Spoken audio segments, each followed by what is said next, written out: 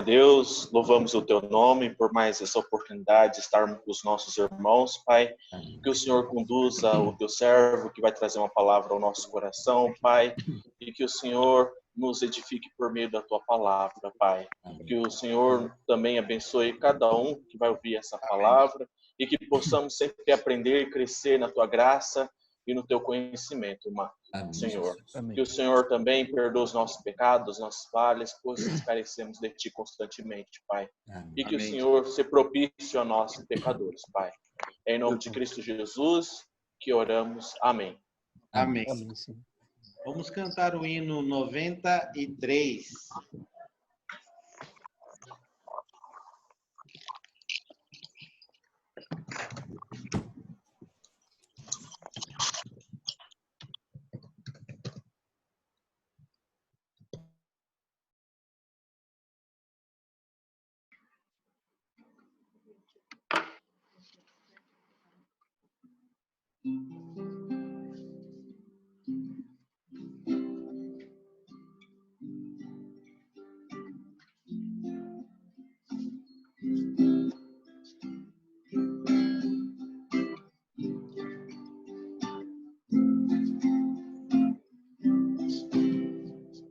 Somente ponho a minha fé na graça excelsa de Jesus, no sacrifício remidor, no sangue do bom Redentor.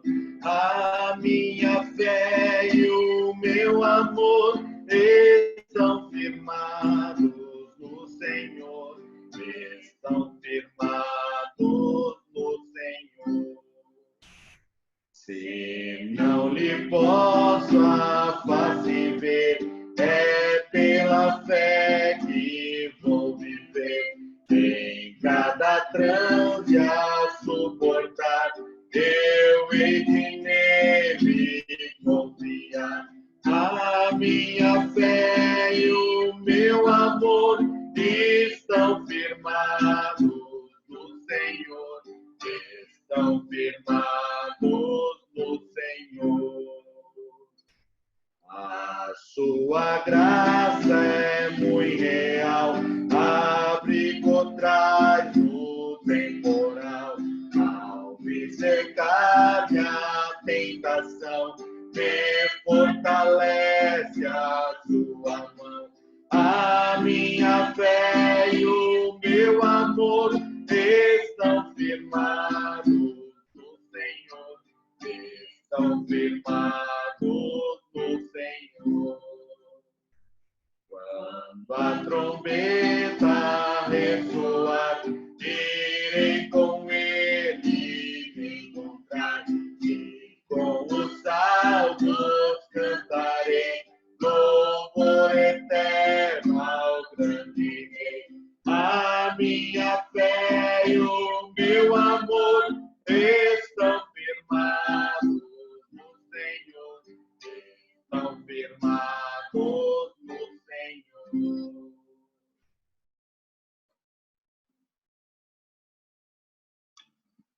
Amém. Reverendo Flávio, se o irmão quiser convocar alguém para fazer oração antes da palavra, da exposição bíblica, fica à vontade. Tá bom. Vamos ler o texto da palavra de Deus, que está registrado no livro dos Salmos, o de número 46.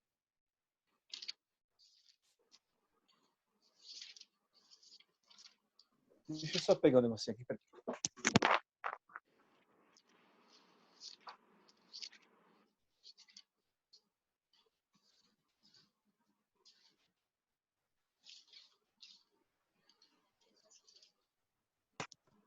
Salmo, o de número 46, a gente vai ler nesse momento. Diz assim a porção da palavra do Senhor Deus.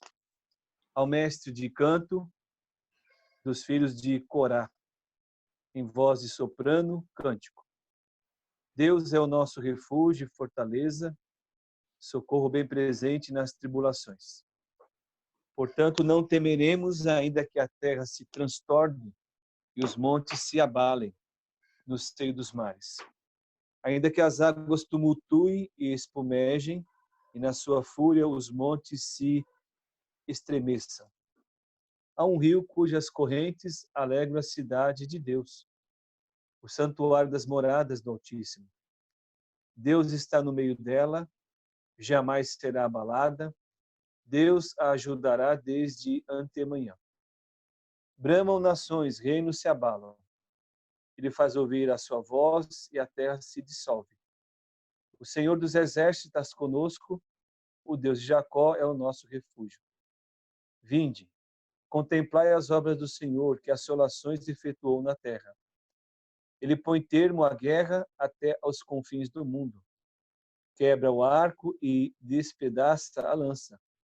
Queima os carros no fogo. Aquietai-vos e sabei que eu sou Deus. Sou exaltado entre as nações, sou exaltado na terra. O Senhor dos exércitos está conosco, o Deus de Jacó é o nosso refúgio. Deus aplica a palavra bendita em nosso coração. Eu gostaria que a nossa irmã, a Margarete, nos conduza a Deus nessa oração, por favor. Senhor Deus, eterno e bondoso Pai, neste momento, ó Deus, em que abrimos a Tua palavra com toda reverência, todo o temor de Ti, te louvamos e exaltamos porque reconhecemos a Tua soberania e também te suplicamos que o Teu Espírito Santo ilumine as nossas mentes para que nós possamos compreender a Tua mensagem, ó Deus. Abençoa a instrumentalidade do Teu servo que nos trará a mensagem. É nos méritos de Cristo que nós te pedimos. Amém. Bem, eu quero primeiramente agradecer aí ao nosso irmão Thor por me ter dado a oportunidade de estar falando com vocês nessa noite, né? E é um privilégio poder estar aí com vocês, não do ponto de vista físico, do jeito que nós estamos indo, basta ter agora um negócio, uma holografia, né? E todos nós poderemos estar presentes simultaneamente em todos os lugares. Vai tentar pegar, mas não vai funcionar, mas vai estar presente. Então, essa é a dinâmica da coisa. Então, é um privilégio muito grande estar aí e poder considerar um pouquinho acerca desta porção da palavra de Deus. E também saúdo os irmãos de Mirassol. Eu estive com vocês quando começou o trabalho, né? Já há algum tempo. Era lá na casa do Flávio e de uma outra senhora, a esposa dele. Estive lá uma vez ou duas, depois a gente sabe que nem todos permaneceram, mas a gente conhece um pouquinho os irmãos aí. Então é um prazer ter e poder participar com vocês desse culto. Bem, eu me lembro que quando eu comecei na fé, eu participei de um congresso, e esse congresso faz tempo, então às vezes a gente tem que falar a verdade, às vezes não, tem que falar a verdade sobre a idade, né?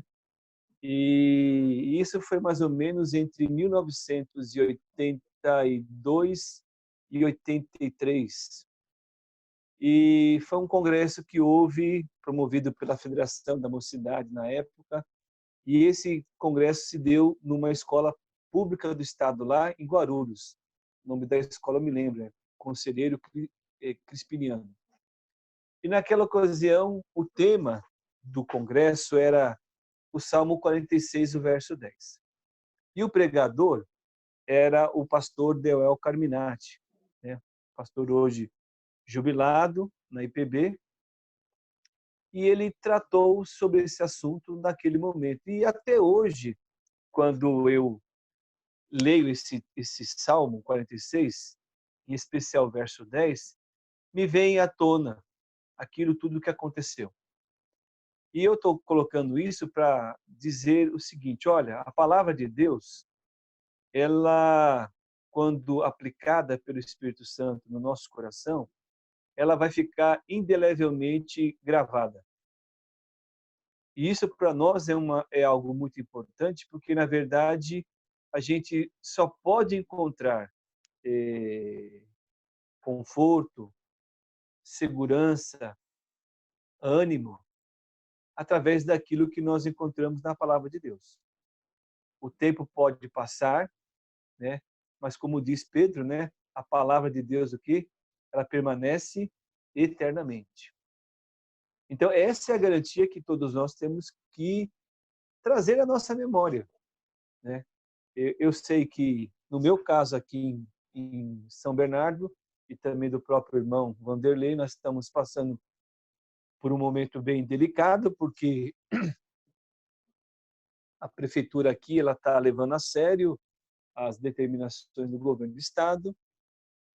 O único comércio que está funcionando é, ora, a farmácia, ou as farmácias, ou as padarias, ou os supermercados e o posto de gasolina que temos aqui, que são 2.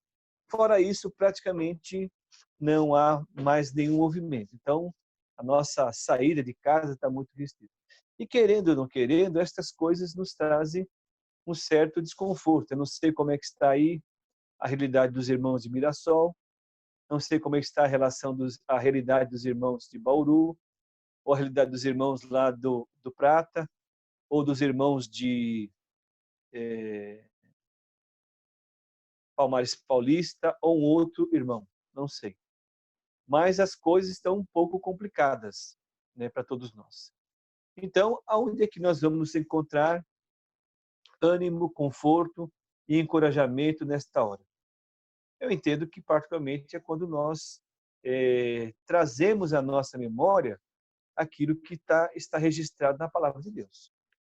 Nós cremos que esse é o meio eficiente que nós temos de irmão em Cristo, ou pastor que tenha um outro remédio fora esse, eu creio que está um pouquinho fora do eixo.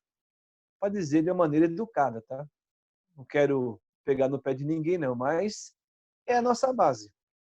Então, como é que nós vamos encontrar conforto? É lendo a Bíblia, estudando a Bíblia com seriedade, e, logicamente, a minha proposta aqui não é esgotar o Salmo 46, mas é trazer à nossa memória um pouco daquilo que ele tem a dizer para mim e para você nesta noite. Então, a primeira questão que nós temos que pensar um pouco com os irmãos é entender bem, o propósito dos salmos era ser cantados, certo? Necessariamente não é um livro de oração, embora possua orações, mas eles eram cantados como se fosse o inário da igreja na antiga aliança, né? E é interessante nós observarmos que uma das questões que nós julgamos que é muito oportuna para nós é tentar enquadrar em que momento os Salmos foi escrito. E eu vou dizer de uma maneira bem tranquila para os irmãos, se tem um conjunto de textos que nós temos dificuldades em enquadrar o período em que ele foi escrito, esse conjunto de textos é justamente os Salmos. Porque você tem, desde o 1º ao 150, textos que foram elaborados em épocas diferentes. Cremos nós que foi Esdras quem agrupou estes textos, e cada texto tem, um certo sentido, algumas relações entre eles. Então, como enquadrar? Aonde? Em que momento? Então, dentro dos estudos, alguns estudiosos têm dito que esse salmo pode ter sido escrito em 2 momentos. Por exemplo, no primeiro momento, pode ter sido escrito quando o rei Josafá ele enfrentou o exército amonita, conforme é registrado, por exemplo, no 2º livro das Crônicas, no capítulo 20, do verso 1 em diante. Então, essa é uma possibilidade. Um outro estudioso entende que este salmo pode ter sido escrito conforme o contexto de 2º livro dos Reis, no capítulo 19, verso 35 em diante, quando Israel enfrentou o rei chamado Senaqueribe. Agora, independentemente se foi naquele contexto de Josafá ou no outro contexto, o que nós temos que avaliar é que esse texto aqui, ele trata justamente de um ambiente de grande conflito. E um conflito grave, um conflito muito exigente para a nação de Israel. E nós deduzimos que o contexto é um contexto de guerra, a partir de algumas expressões que elas se repetem ao longo do texto. Por exemplo, ele diz, o Senhor dos Exércitos é mencionado no mínimo 2 vezes. Se você olhar um pouquinho mais à frente, ele vai usar a expressão guerra. Ele vai usar a expressão, por exemplo, carros. Ele vai usar a expressão lança, ou a expressão que é espada. Então, certamente que o contexto desse salmo é de um salmo que trata justamente quando o povo de Israel estava vivenciando uma situação de batalha.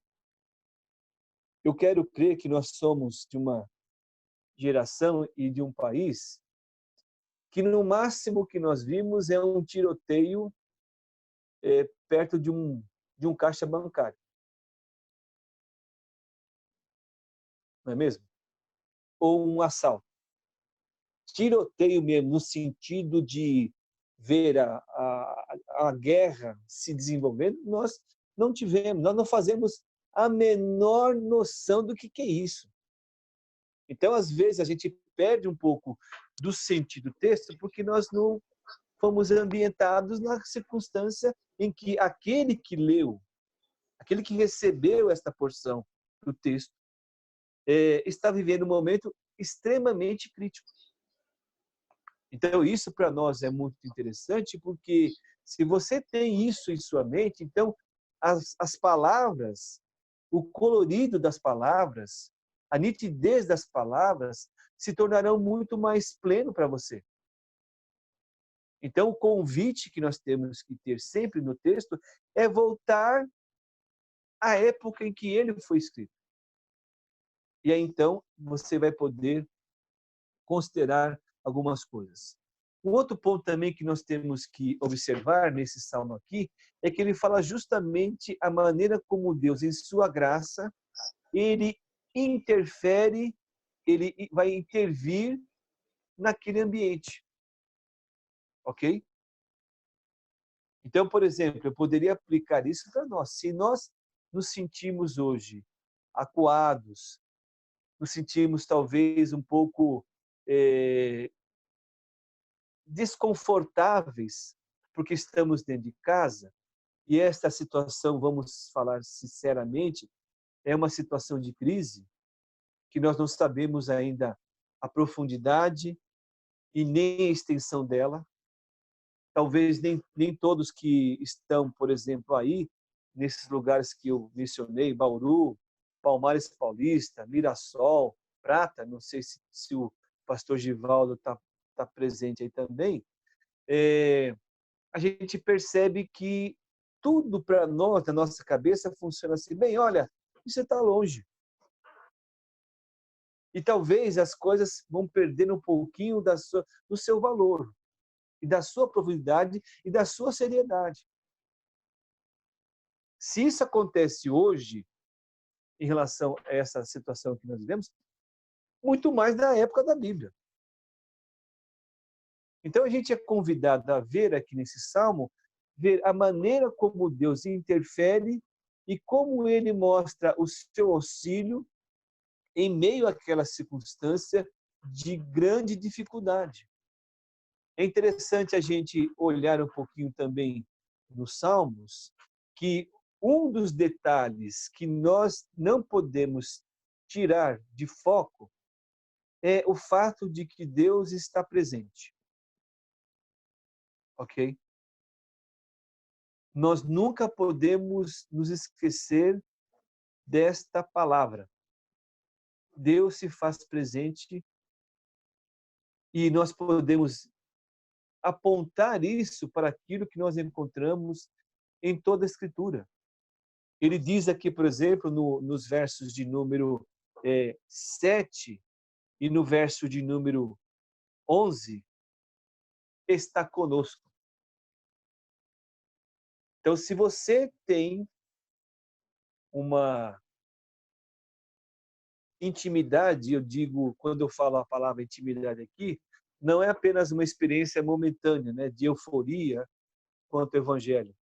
Mas se você é uma pessoa que conhece realmente a Jesus, como o seu Salvador pessoal, e se você tem como aquele que, na verdade, redimiu, pagou, te comprou, te adquiriu naquela cruz, a fim de te conceder vida eterna graciosamente, então nós temos que estar certos de que Deus está presente.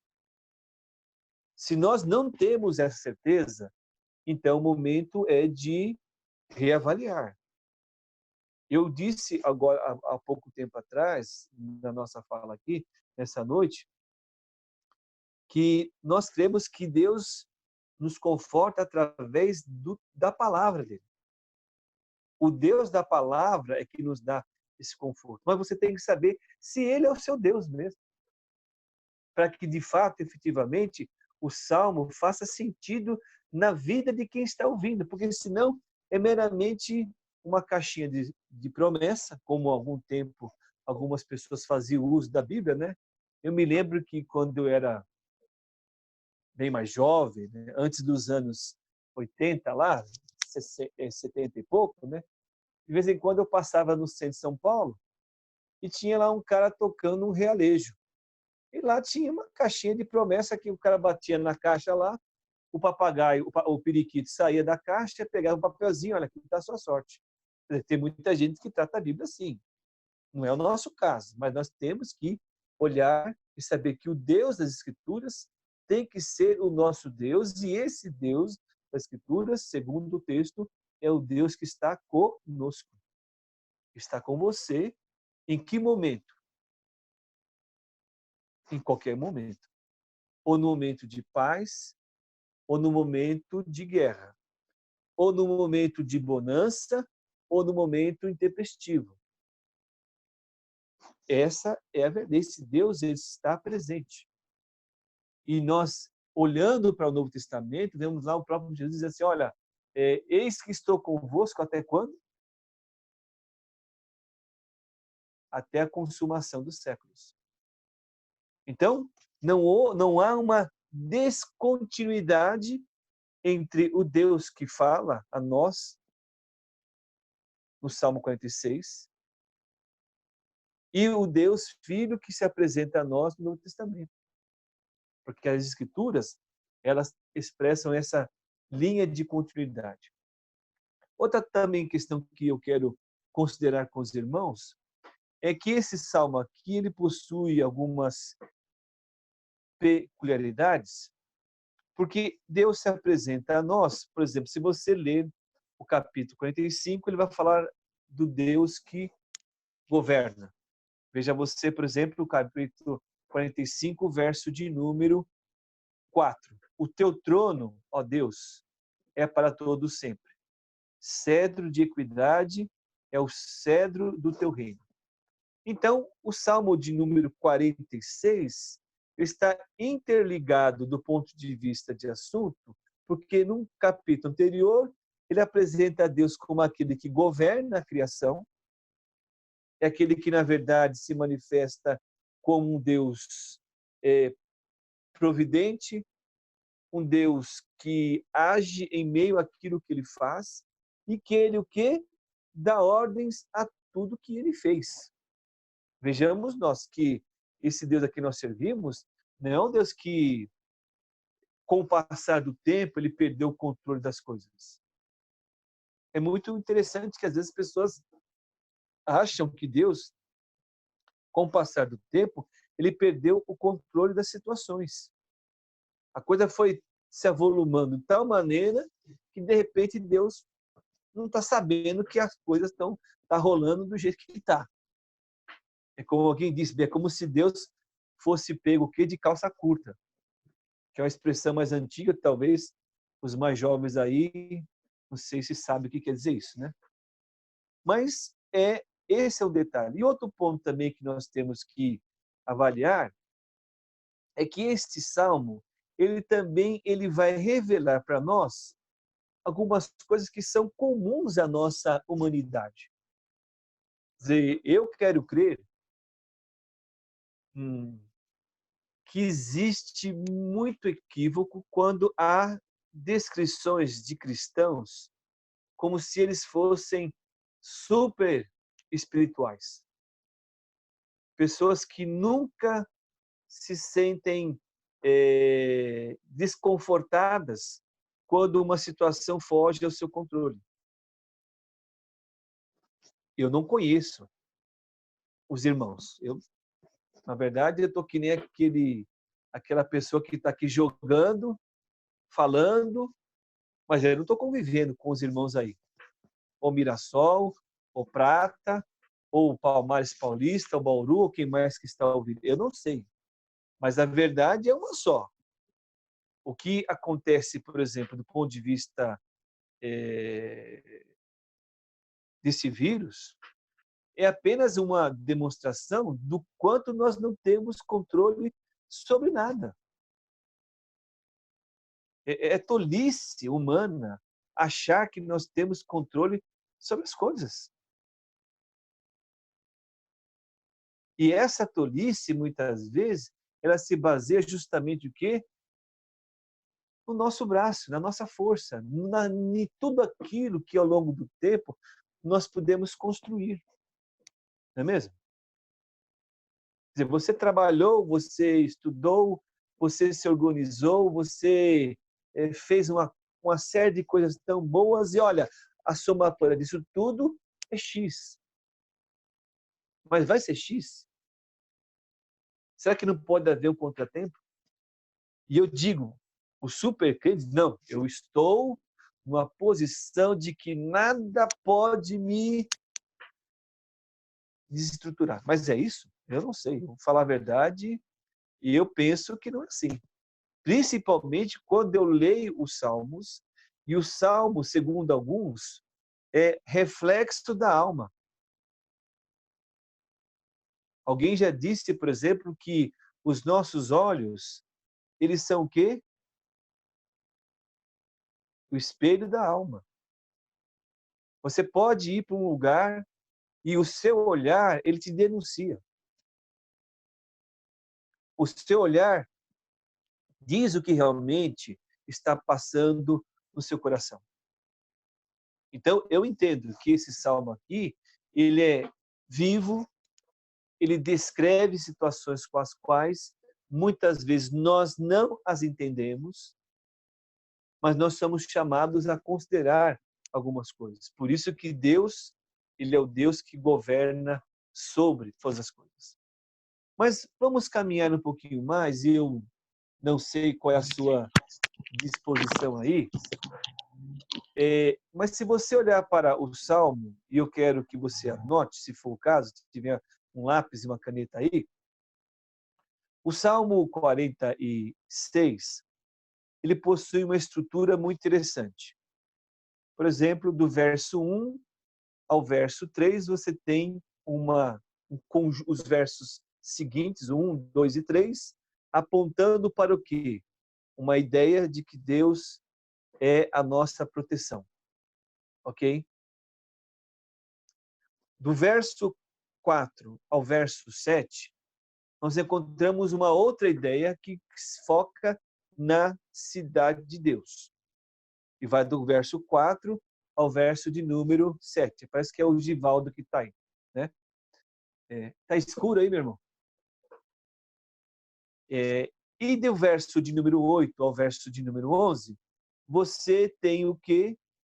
A finalização do texto. Quando nós temos que agora ver a maneira como Deus vai agir em meio a determinada circunstância.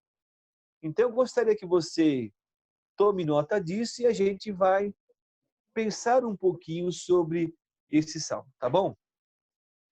O primeiro dever de casa que você tem aí, e eu peço que você deixe a sua Bíblia aberta, é perceber quantas vezes a palavra refúgio é mencionado nesse texto.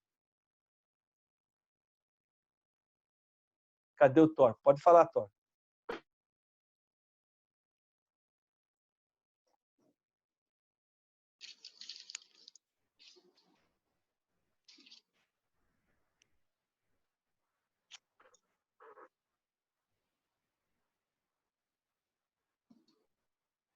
Acho que 4, é isso? Parece-me que são 3 vezes. 3? No verso de número 1, logo no começo. Depois, lá no verso de número 7, na parte finalzinha do texto. E depois, lá no verso de número 11. Não sei se existe uma outra expressão. Ok? O que nós temos em nossa mão, só para a gente fazer uma ideia correta sobre o texto da Bíblia, é que nós temos uma tradução. Ok? Nós não temos em nossa mão aqui o texto original em hebraico, que seria muito bom se todos nós conhecêssemos a língua ou estivéssemos afeito a ela, ok? Mas nós não temos. Então, por exemplo, o texto, verso 1, quando usa a expressão refúgio, ela tem a ideia de um abrigo, ok? Essa é a ideia da palavra lá no original, né? Tanto é que outras traduções, até católicas, eles traduzem pela expressão refúgio. Mas quando você lê o verso de número 7 e o verso de número 11, e você vê a tradução refúgio, na verdade não é a mesma palavra no original que o verso primeiro. Então, segundo alguns, a ideia aqui é que desse lugar que ali é apresentado é como se fosse um lugar elevado. Então você tem refúgio, verso 1, e no verso 7 o quê? Lugar elevado, e lá no verso de número 11 repete a ideia. Uma outra versão que eu tenho aqui em minhas mãos, ela traduz a expressão refúgio no verso 7 e no verso 11 como sendo fortaleza. Porque uma coisa é um refúgio mais simples. Outra coisa é você ter uma fortaleza. Então, talvez aí essa outra versão que eu tenho aqui em minhas mãos, ela é mais significativa. Porque você tem o quê? Você pode perceber o quê? Uma diferença na nomenclatura, no termo que é usado. Tá bom? Então, se você anotar, é mais ou menos isso que eu quero colocar. Sendo assim, o que a gente pode também colocar para nós aqui é que as nossas inquietações, ou ainda as nossas oscilações, ou até algum possível descontrole, são ameaças com as quais nós convivemos e que muitas vezes manifestam, às vezes, uma certa desordem dentro da nossa capacidade de ação.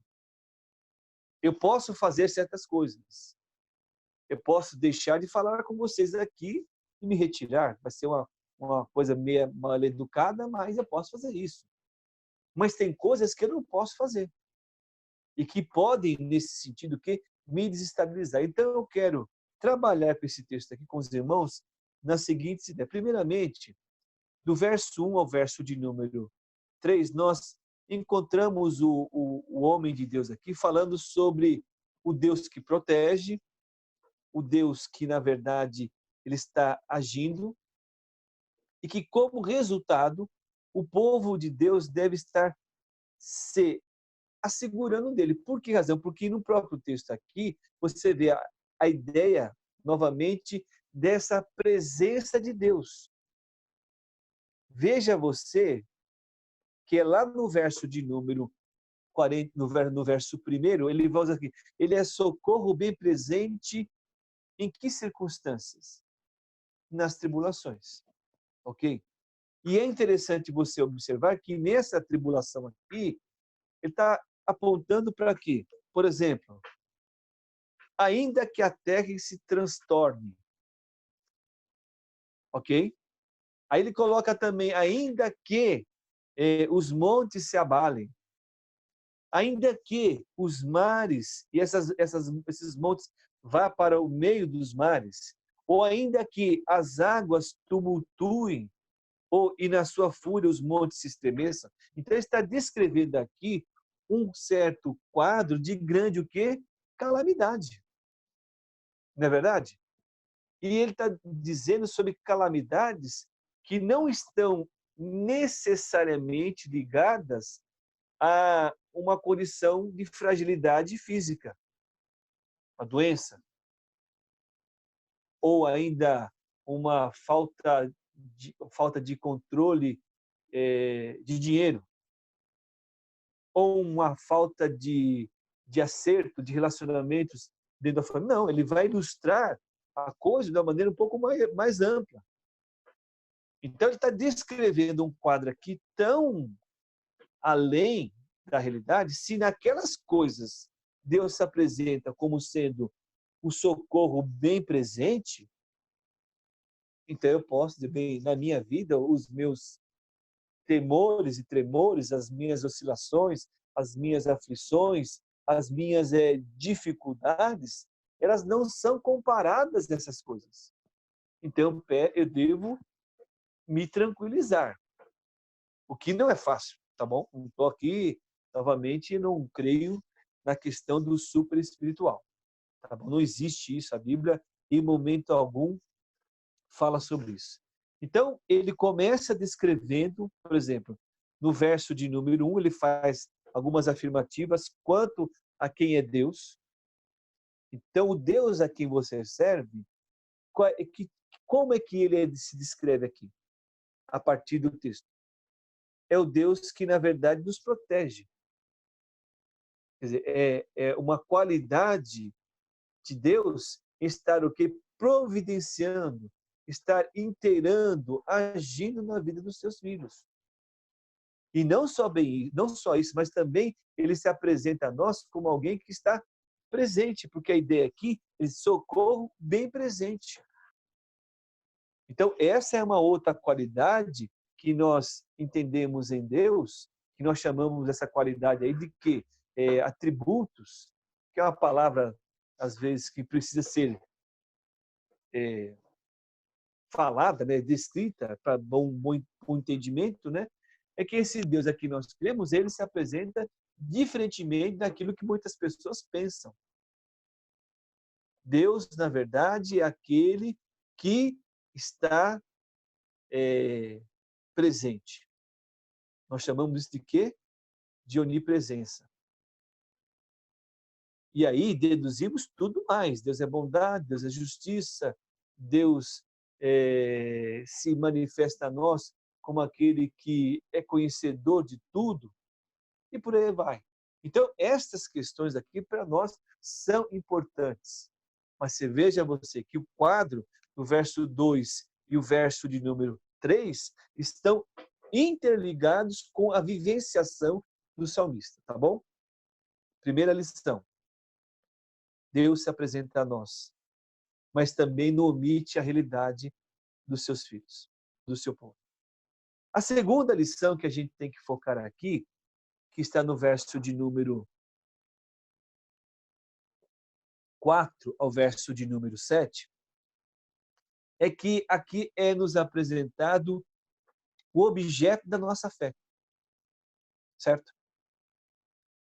E é interessante você observar que quando você fala objeto da fé, vamos traduzir isso como? Qual é o foco da nossa fé? Eu me lembro que quando eu era bem jovem, quando comecei na igreja, um dos cânticos que me deixava muito emocionados é quando a gente, numa mocidade lá de aproximadamente 40 jovens da quinta igreja, a gente cantava um cântico que dizia assim que a gente não olha a circunstância. A gente só olhava para o amor de Deus. Lógico, quando a gente fala sobre o amor de Deus, vamos ser bem sinceros. Isso é apenas uma linguagem cantada para refletir que o nosso foco tem que ser em Deus. Ok? Então, a palavra, o objeto da nossa fé, tem que ser quem? Deus. Porque as circunstâncias, elas podem variar de povo de Deus de época para época. Tá bom? Por isso que a palavra de Deus se renova a cada manhã, porque ela se aplica a nós, independentemente das circunstâncias com as quais hoje nós convivemos. Vamos, se a gente pudesse fazer aqui uma volta no passado, e aí eu volto a dizer, bem, a gente não experimentou coisas difíceis, como outras que são descritas na história, mas se você olhar, o povo de Deus experimentou grandes e extremas dificuldades. Veja, por exemplo, o caso de José, um dos filhos do patriarca, ok? Ele é preso pelos filhos, pelos irmãos, ele é vendido como escravo, ele é levado para o cativeiro, para um lugar distante, no Egito. Lá ele foi vendido como escravo, lá ele trabalhou na casa de um funcionário público do Egito, lá ele foi acusado de ter ultrajado a esposa do seu dono, do seu patrão. Depois ele é condenado, levado à prisão. Lá certamente que ele experimentou dificuldades, embora Deus cuidasse dele. Então você percebe o seguinte, que ainda que estas circunstâncias adversas que José tenha passado, não podia distanciá-lo do foco em Deus. E se você olhar depois outros personagens, a mesma coisa se repete. Então, na história do povo de Deus, aquele povo que está aliançado por ele, que é uma expressão que todo mundo tem usado aqui, nós temos que ter esse foco. Eu não sei como é que está cada um de vocês aí. Eu não faço a menor ideia. E se você não usou álcool gel, fique tranquilo que isso não vai passar para mim aqui agora, tá bom? Mas eu não sei como é que você está. E aquilo que você passa. Mas o foco nosso tem que estar posto em Deus.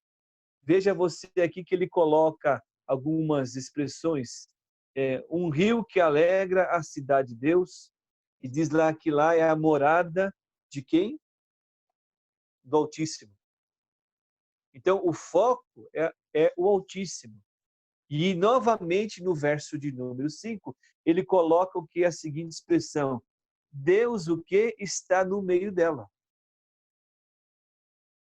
Então, meus amados irmãos, nós temos que avaliar aqui, e segundo essa segunda ideia que nós encontramos aqui, que o objeto da nossa fé, que é um dom de Deus, e que essa fé agora, na verdade, ela tem que ser exercida em qualquer ambiente, é focar nessa pessoa bendita no Senhor Deus.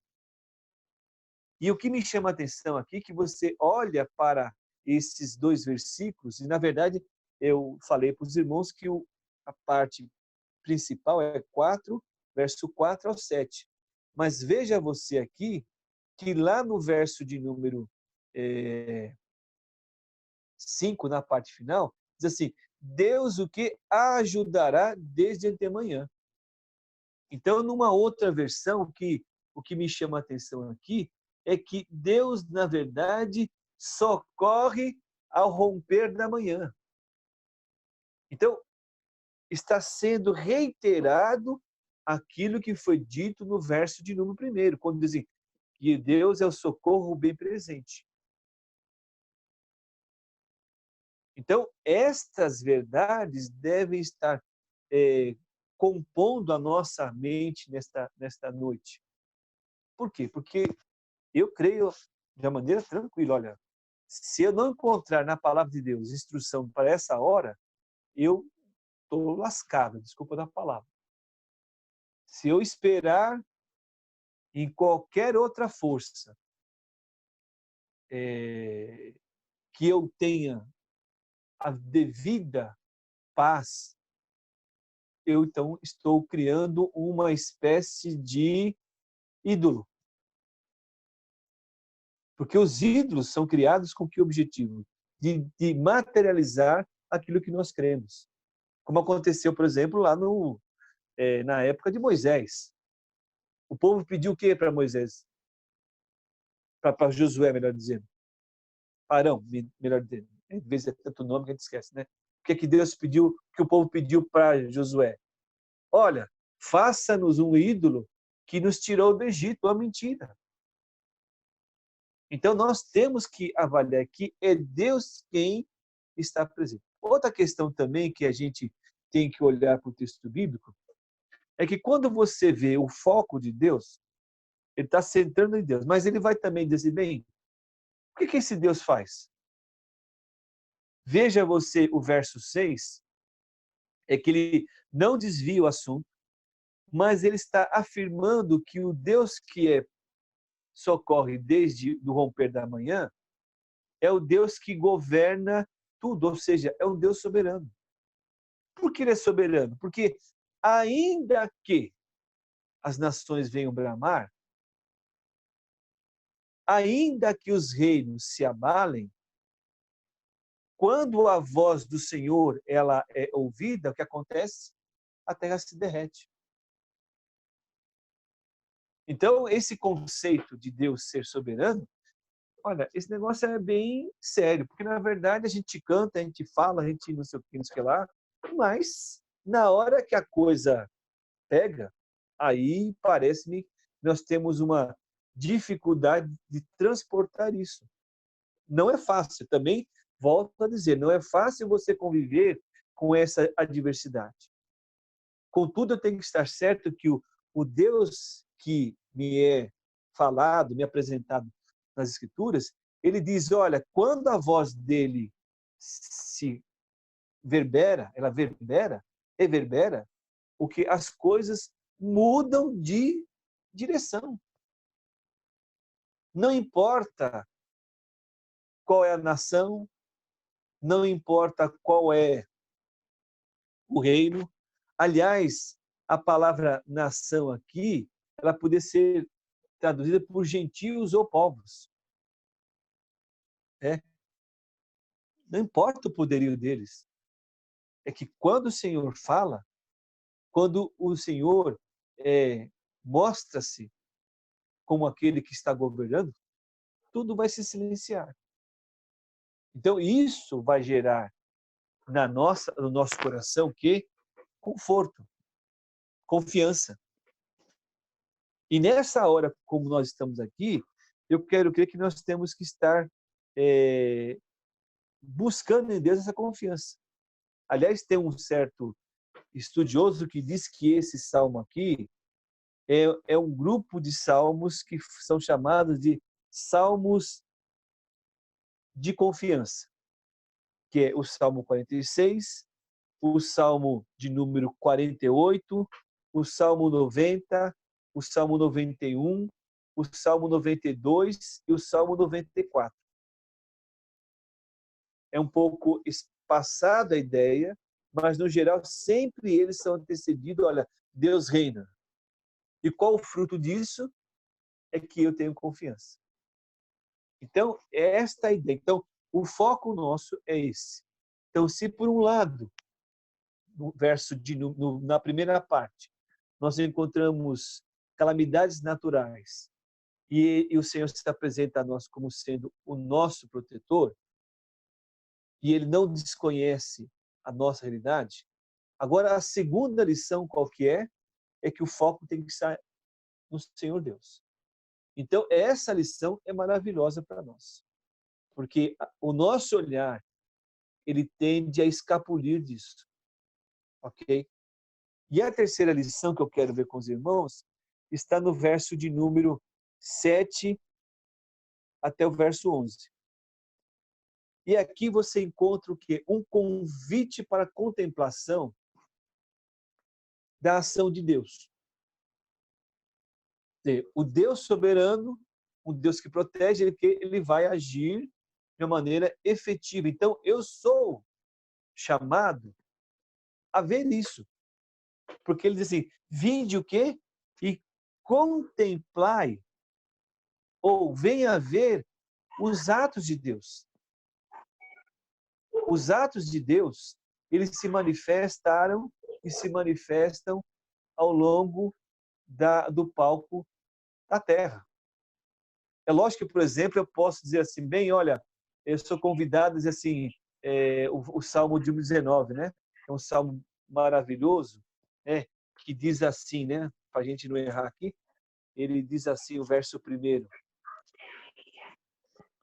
Os céus, o quê? Proclamam a glória de Deus, e o firmamento anuncia as obras das suas mãos. Um dia discursa a outro dia, uma noite revela conhecimento a outra noite. Não há linguagem, nem há palavras, e deles não se ouve nenhum som. Quer dizer, se eu sair daqui da minha casa agora, contemplar o céu, eu vou ver um número muito grande de estrelas. E isso vai dizer para mim, olha, eu sou indesculpável por isso. Porque Deus está falando para mim sobre quem Ele é. Mas eu também tenho que entender que esse Deus não apenas mostra-se naquilo que está no espaço ou nas plantas que eu contemplo, mas também Ele se mostra através daquilo que Ele está fazendo. Por que eu tenho que olhar assim? Porque o verso de número 8 diz assim, vinde, contemplai as obras do Senhor, que assolações efetuou sobre ou efetuou na terra. Ok? Ou os assombros que ele fez na terra. Isso para mim é muito interessante porque eu tenho que avaliar uma outra questão que nós temos que ser justo. Que tipo de Deus você crê? No geral, há uma visão muito equivocada. A gente procura ser fiel às Escrituras justamente porque é através dela que você pode ter um ensinamento que vai além daquilo que eu gostaria de ficar numa região de conforto.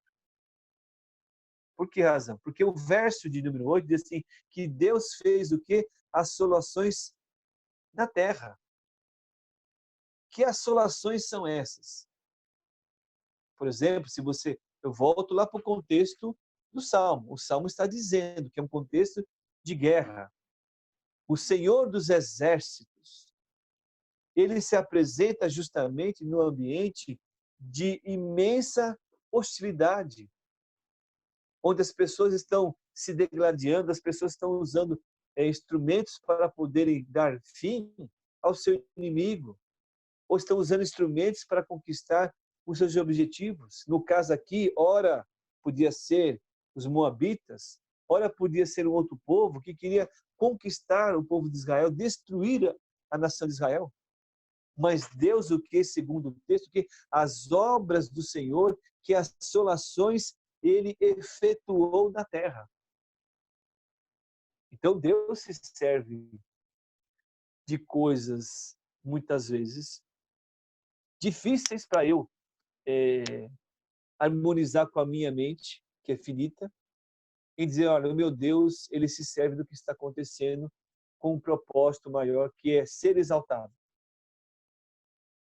Então nós temos que concordar que esse Deus das Escrituras nem sempre ele se encaixa dentro da nossa pequenez. Quer dizer, nós gostaríamos que Deus usasse outros métodos, mas ele faz o que bem entende. Quem é eu? Quem é você? Quem é o bambambam do país, do outro país, do outro continente? Quem de nós pode dar ordens ou recados a Deus? Ele vai fazer o que bem entende. Então, isso para nós é muito importante. Mas aí você pode observar que também nesse mesmo contexto aqui, ele agora não vai usar aquele contexto das coisas naturais, mas ele vai usar, por exemplo, aqui, questões sociais. Veja você, ele põe o que? Termo. Ou ele dá fim à guerra. Certo?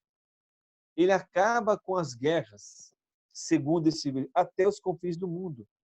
não só põe fim à guerra, mas também ele tem poder para quebrar o arco. Ele tem poder para despedaçar a lança.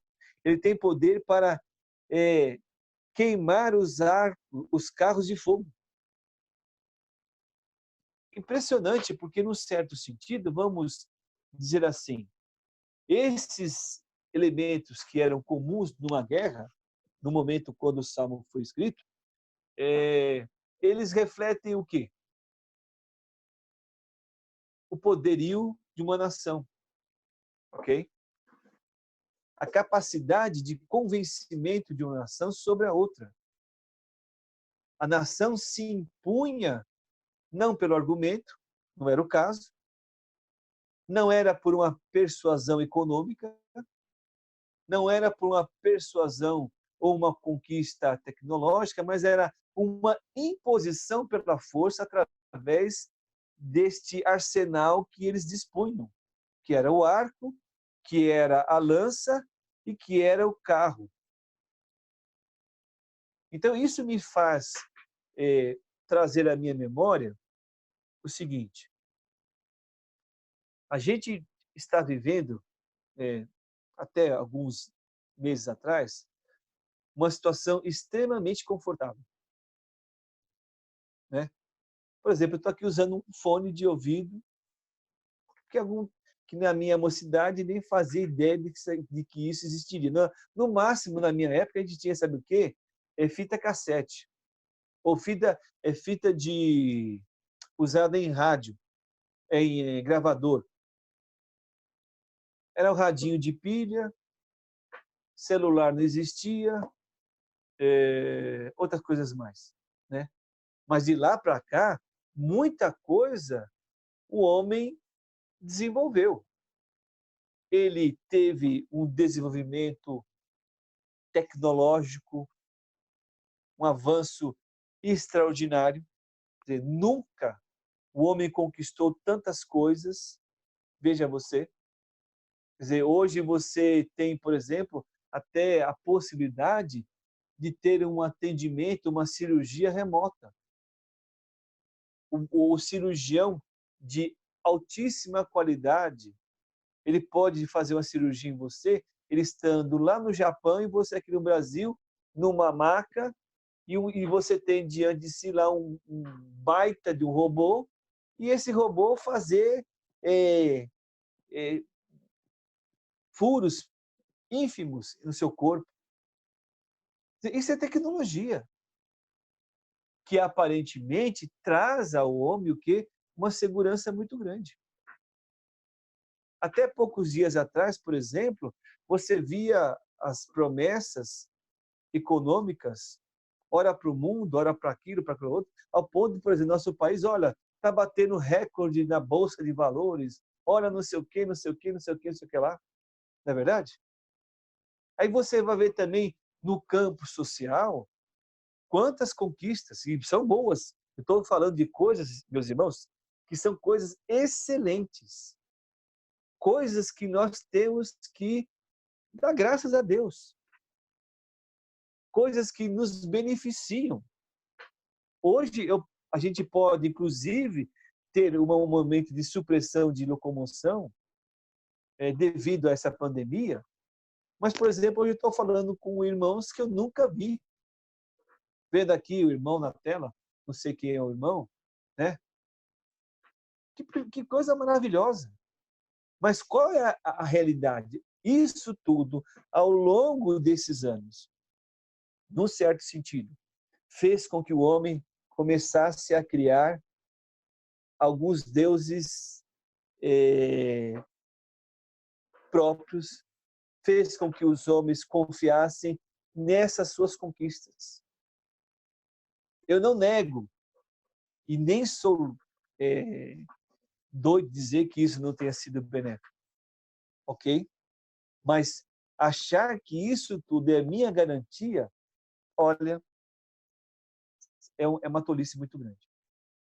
É um erro, é uma distorção do pecado, assim como aconteceu com Adão e a sua esposa, quando eles foram levados a confiar em si mesmos, uma autonomia pessoal, a mesma coisa hoje. Então, essa circunstância, para mim, ela pode dizer assim, olha, está vendo como Deus tem poder para quebrar as coisas?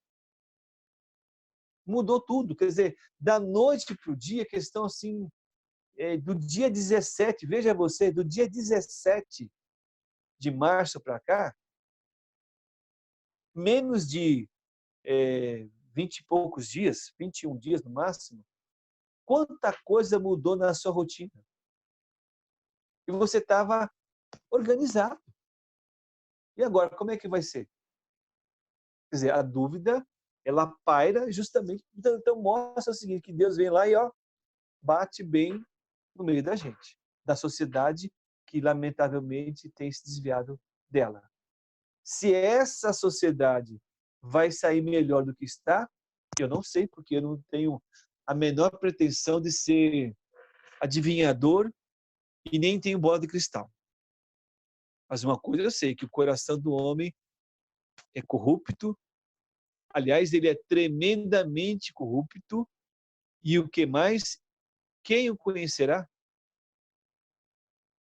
Mas Deus é aquele que põe fim à guerra, ele quebra o arco, ele despedaça a lança, queima os arcos, ou os carros, melhor dizendo, quando ele quer. Ok? Mas eu quero ainda pensar um pouquinho, não sei se eu tenho esse tempo tão precioso de vocês aí, é quando eu vejo o verso 10, que foi o tema daqueles cultos, daquelas séries que foi falada em 1982, que até hoje está na minha mente, né? Então, uma coisa que me chama a atenção aqui é o verso 10. Eu gostaria que você preste atenção um pouquinho, porque ele diz assim: aquietai-vos e sabei que eu sou Deus. Sou exaltado entre as nações, sou exaltado na terra. E aí, então, eu sou levado a entender que este versículo, essa primeira parte, às vezes ela não é muito bem entendida, porque, na verdade, aqui, o imperativo que você encontra na expressão aquietai-vos, quando você tem a palavra num imperativo, não é uma negociação, é uma ordem, que simplesmente o que tem que ser cumprida. É como se você tivesse diante de si um policial e o policial dissesse: pare. Você vai questionar? Você tem que parar. Então, essa ordem aqui, dada pelo Senhor, ela é dirigida a quem? No geral, as pessoas entendem que esta ordem ela é dada a nós que estamos exercendo a fé. E, na verdade, não é. Alguns estudiosos entendem que essa expressão aquietai-vos, ela é justamente dirigida a quem? Aqueles povos invasores. Porque, na verdade, ele dá um comando, ele é o Deus sublime, ele é o Deus que governa, ele é o Deus que age, então cabe a elas parar. E eu quero só ilustrar isso com aquilo que você encontra, e eu chamo a atenção do irmão, para o que está registrado lá no texto de Marcos, que é uma passagem muito oportuna também para nós, aquilo que está registrado no capítulo de número 4, Evangelho de Marcos, o verso de número 39. Então, essa passagem aqui, ela fala quando Jesus estava com os seus discípulos, eles iam na direção, estava lá no meio do lago, né? Não era um mar no sentido como nós temos aqui no litoral brasileiro, né? E aí, então, estava numa parte, sai para outra, porque tinha multidão, e lá no meio do caminho acontecem alguns problemas, né? Aí dá um vento, um temporal de vento, dá um temporal de vento, é o que é dito no verso de número 39, E o vento, na verdade, é o que causa a onda, tá bom? Essa é a explicação das ondas. As ondas, elas se avolumam na medida que você tem o quê? Um vento mais intenso. Ou ela diminui quando não há. Tanto é que, por exemplo, quando existe a expressão calmaria, é porque não tem vento, ok? E a água, ela parece o quê? Parece um vidro. E diz o texto sagrado que lá no verso 39, Jesus, então, ele, em meio àquela circunstância, os próprios discípulos, segundo o que está aqui, eles começaram a ter uma dificuldade. Ele disse assim, olha, mestre, o senhor não se importa que a gente vá morrer agora? A gente literalmente nadou até aqui, vamos morrer na praia, ou no meio dessa situação. Quer dizer, e esses irmãozinhos aí tinha convivido com Jesus há algum tempinho. Já tinha visto que muitos milagres. Basta você ver aqui, ó, nos versos anteriores, tá bom? E mesmo assim eles dizem, olha, não te importas que morramos? E o que que Jesus faz? Veja você que Jesus não fala para eles. Verso 39. E ele, despertando, repreendeu o quê? O vento. E disse ao mar, acalma-te, emudece. A ordem de Jesus não foi para o coração dos discípulos, foi para o mar, foi para o vento. Acalma-te, emudece. E aí que aconteceu? O vento se aquietou e se fez o quê? Grande bonança. Então, é a mesma ideia que você tem aqui nesse verso de número 10 do capítulo 56 dos Salmos. Aquietai-vos, é dizer assim, olha, vocês que são invasores, vocês para com tudo. Agora, o que me chama a atenção aqui ainda é o fato de que, devido à ordem dele, então Deus é o que? Será o que? Exaltado entre as nações e na terra. No final das contas, quem é e quem será e quem sempre é exaltado é Deus. E isto para nós é o que faz a diferença. Deus deve ser honrado em qualquer circunstância, porque eu sou Deus. Aqui veja você, por exemplo, nesse verso de número 10, que você retoma o foco lá do verso de número 4 e 5. Deus é o foco. Sabei que eu sou Deus. Então, é nisto que a nossa vida ela tem que estar experimentando constantemente. Então, é um chamado que eu estou recebendo em meio à circunstância com a qual eu estou convivendo. E você, então, vê lá a repetição do verso 7 e o verso de número 10. O Senhor dos exércitos está conosco, o Deus de Jacó é o nosso refúgio. Então, é nesta base, meus queridos irmãos, que esse salmo de confiança nos traz à nossa memória nessa noite. O que é um desafio enorme. Eu volto a dizer, nenhum de nós é super crente, mas todos nós somos chamados a ouvir a voz de Deus através das Escrituras que nos trazem e nos fazem tanto bem em meio a qualquer circunstância. Porque então os nossos horizontes eles estão firmados no Deus que se apresenta a nós. Saber que eu sou Deus, ok? E que esse Deus está conosco. O mesmo Deus da aliança lá em Jacó é o nosso Deus. E que assim nós venhamos estar firmados. Que Deus assim abençoe você. Obrigado por esta oportunidade. Esperamos em Deus que esta palavra seja oportuna para nós nessa noite. Amém? Passar a palavra ao autor. Vamos louvar com o número 368.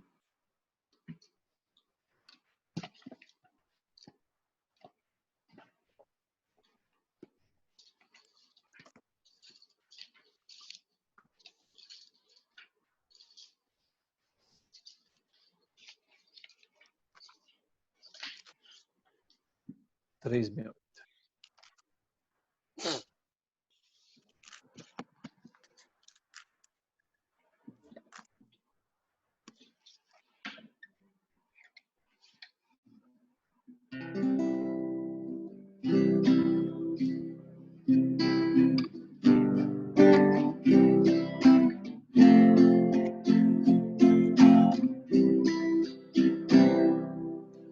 Deus nos guarde pelo seu poder, permaneça ao vosso lado, vos dispense o seu cuidado.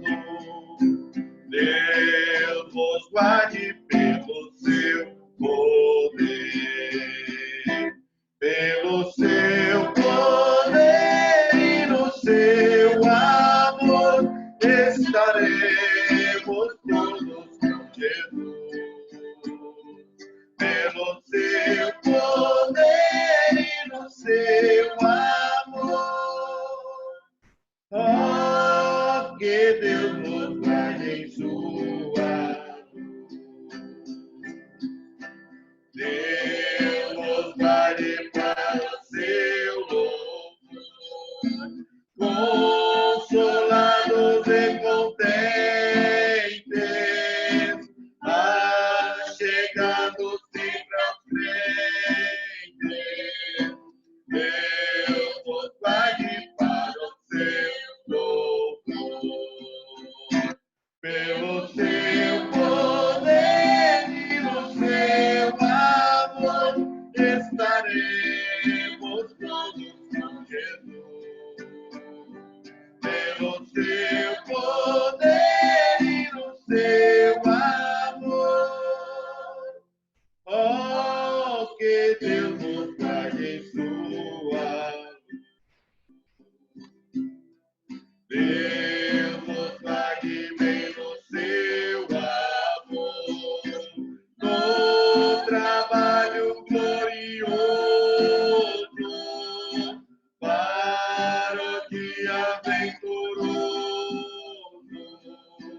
Deus nos guarde bem no seu amor, pelo seu poder e no seu amor estaremos todos com Jesus.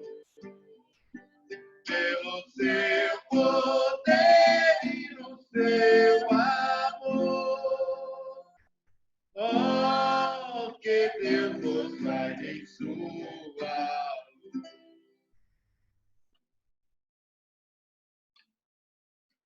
Amém?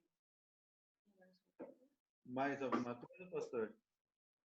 Não, eu agradeço pela oportunidade de estar com vocês, não de uma maneira virtual, no sentido outro, mas saber que Deus está presente na minha e na vida dos irmãos, né, e também de tantos outros. A última Amém? oração.